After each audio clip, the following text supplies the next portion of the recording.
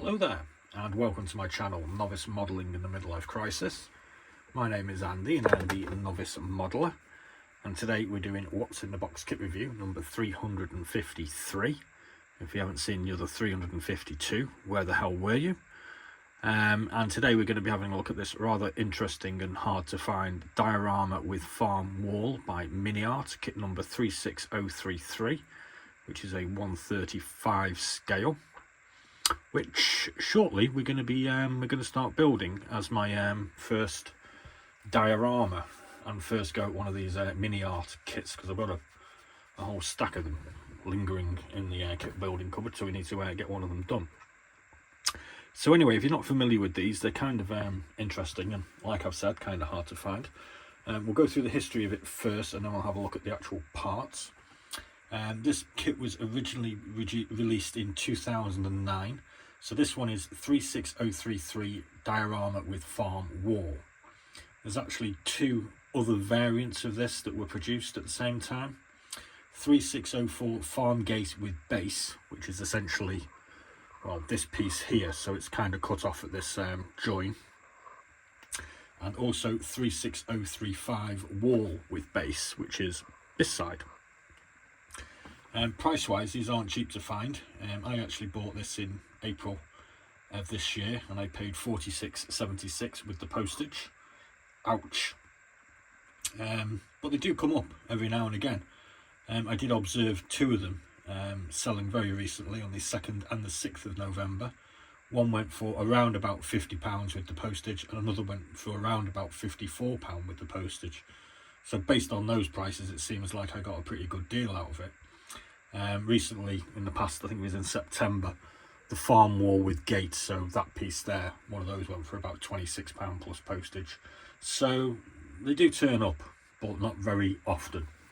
Why Miniart produced all these, because they produced maybe 100 different versions of these dioramas, and why they stopped, I don't know, because they seem popular. Maybe they'll reproduce them, maybe they were too expensive to make and there wasn't enough requirement for them. I don't know. But anyway, apparently they cost around about sort of £25 when new, so it seems like they could make themselves some money out of it. But anyway, let's have a look at these parts, and then I'll have a little talk later on about what I'm actually planning to do with this over the next couple of months as well. So as you can see, you get two moulded bases here. It's reasonably thick plastic. It's not incredibly flat. It is flexible. These are two base plates. So obviously we've got a cobblestone track here with some rough ground, and these are the sort of wall placements for this part here. So as you can see, this is where the gate goes. On here we also have some top stones, and we have some rubble to cut out as well. Cutting wise, I need to investigate as to the best way to cut these. I'm thinking a very, very, very sharp Stanley knife or something, or maybe a Black & Decker jigsaw.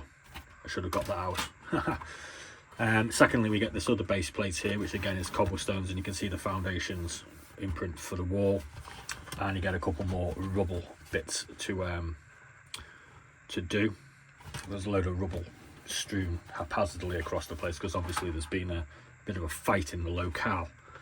So they're the basic base plates. The cobbles look quite interesting, and they've got a lot of sort of interesting detail, and you can see there are certain places where one is missing, and then you've got sort of mud splatter down the edges.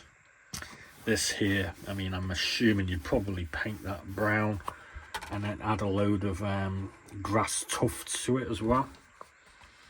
So they're kind of well thought out. They kind of look the business, I think, anyway. So next up we get another plate for cutting out, and as we can see, they are double-sided, and this is the archway. So you've got a front and a back, which offers up possibilities, I think. And then you get these two.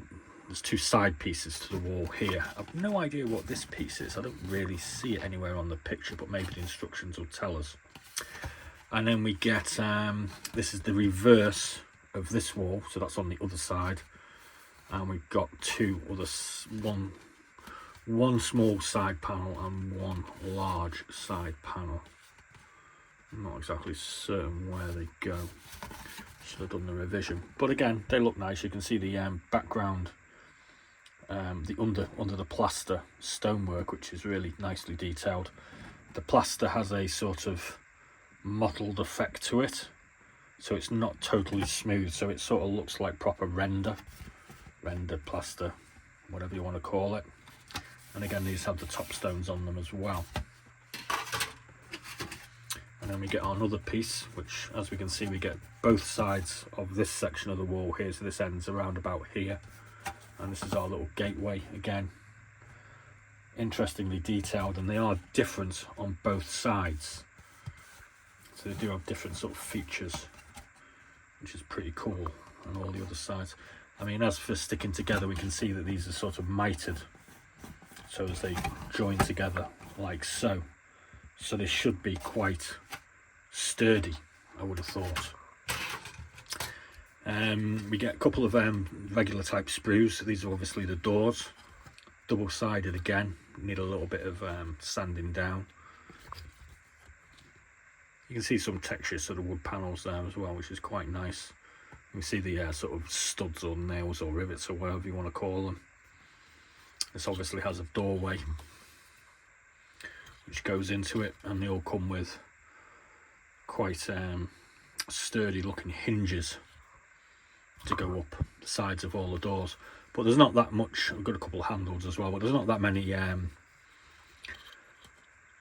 sort of glue on parts for this kit, so it is literally a bunch of walls and a few bits of interesting detail, where some of the other ones that I've got are just, there's a whole load of things going on. That's kind of one of the reasons why I picked this one to have a go with first, because it looks easier.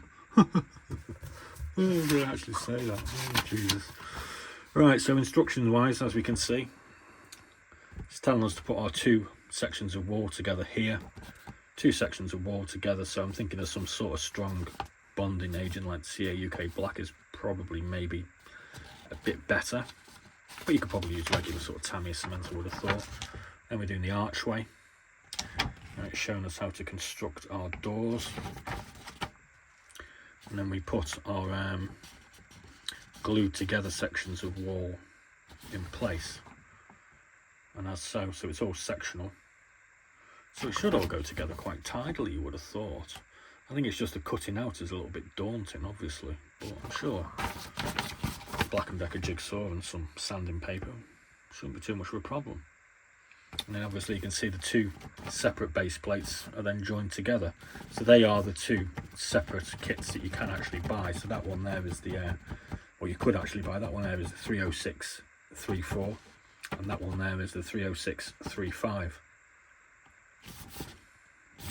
Kind of seems better to have the bigger kit, because there's not really an awful lot you can do with two small ones, I suppose.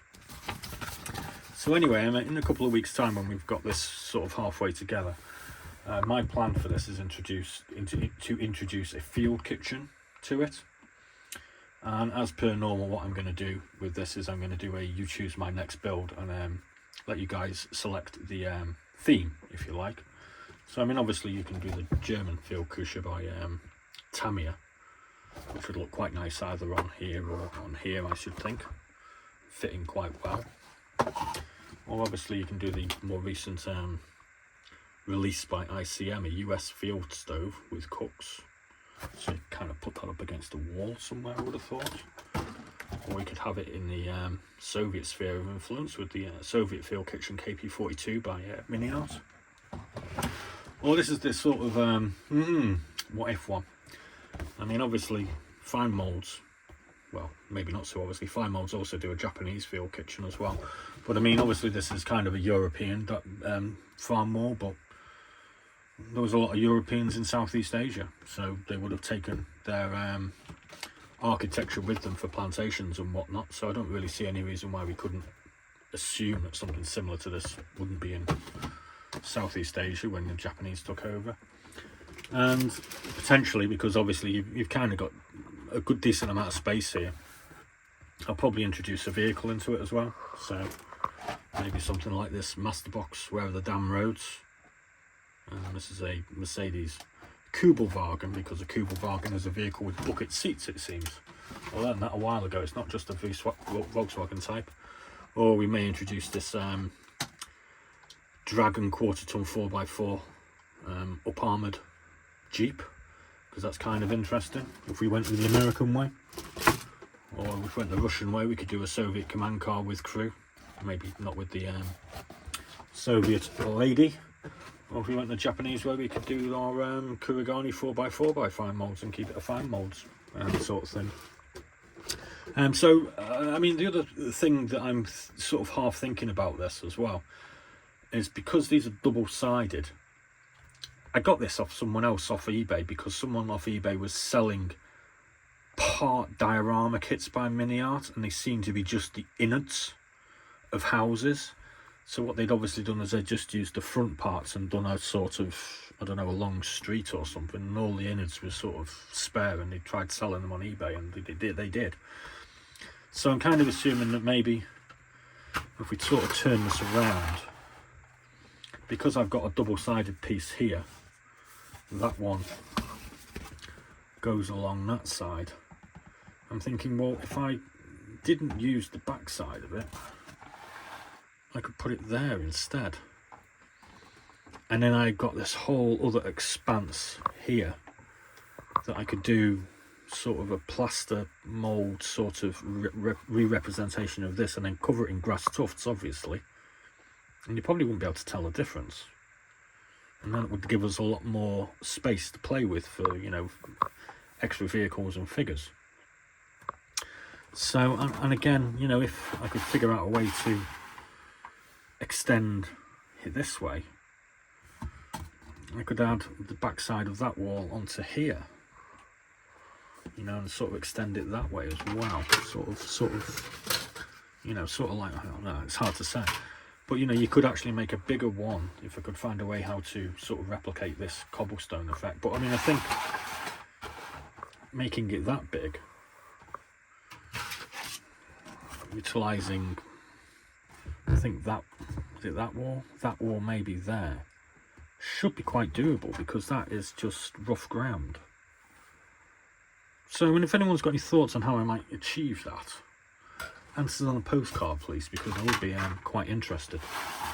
So, yeah, so there we go. There's the diorama with wall by Miniart 36033. I think these are really cool, and I have no understanding as to why Miniart don't make them anymore. Maybe the tools are knackered. I've no idea. But it seems like they're missing out on a few quid if they were to reintroduce them somehow. So I hope you enjoyed that. Please do like and subscribe and follow the channel in the normal ways. And in a week or so, I think I'm going to start cutting these bits out and seeing how they go together. And I will hopefully then decide as to whether or not I want to extend it by this much. Or maybe a little bit that way as well. Who knows?